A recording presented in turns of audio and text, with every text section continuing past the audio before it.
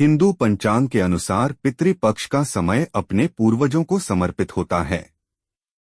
इस साल पितृपक्ष 7 सितंबर 2025 से शुरू होकर 21 सितंबर 2025 तक चलेंगे। इन 15 दिनों में श्राद्ध, तर्पण और पिंडदान का विशेष महत्व है।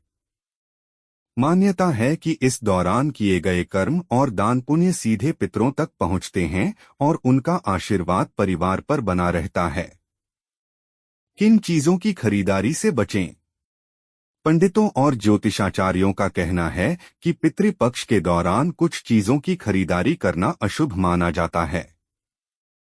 अगर कोई इन दिनों नियमों की अनदेखी करता है तो पितरों का आशीर्वाद कम हो सकता है और परिवार में पितृदोष बढ़ने की आशंका रहती है। प्रॉपर्टी और वाहन।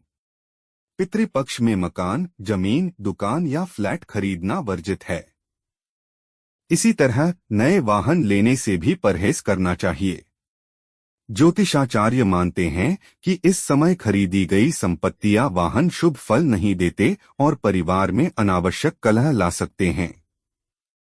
गहने और कपड़े, सोने चांदी के गहनों और नए कपड़ों की खरीदारी भी इन 15 दिनों में अशुभ मानी जाती है।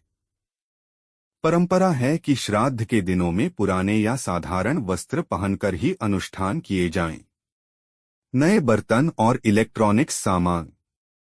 घर के लिए नए बर्तन, फ्रिज, वॉशिंग मशीन, कंप्यूटर जैसे इलेक्ट्रॉनिक्स उपकरण खरीदना भी मना है। श्राद्ध कर्म के लिए पुराने बर्तनों या पत्तलों का ही उपयोग करना शुभ माना जाता है। रसोई के सामान। रसोई से जुड़ी कुछ चीजें जैसे सरसों का तेल, झाड़ू और नमक पितृपक्ष में बिल्कुल नहीं खरीदनी चाहिए। मान्यता है कि इससे त्रिदोष लगता है और घर में परेशानियां बढ़ सकती हैं। इसलिए ऐसी सामग्री पहले ही घर में ले आनी चाहिए। ज्योतिषाचार्य की राय। ज्योतिषाचार्य पंडित अरविंद मिश्र के अनुसार पितृपक्ष के दिनों में पूर्वज धरती पर आते हैं। ऐसे में इन दिनों विलासिता से जुड़ी वस्तुएं खरीदना या नए काम शुरू करना पितरों को रास नहीं आता। इन 15 दिनों को पूरी श्रद्धा और संयम के साथ बिताना चाहिए। श्राद्ध, तर्पण और दान पुण्य करने से पितरों की कृपा बनी रहती है और परिवार में सुख शांति आती है। पितृपक्ष आत्माओं की शांति और पूर्वजों की स्मृति को समर्पित समय है।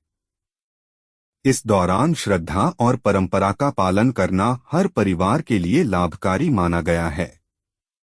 अनावश्यक खरीदारी से बचकर और श्राद्ध कर्म में शामिल होकर आप न केवल अपने पितरों को तृप्त कर सकते हैं, बल्कि जीवन में सकारात्मक ऊर्जा और आशीर्वाद भी प्राप्त कर सकते हैं।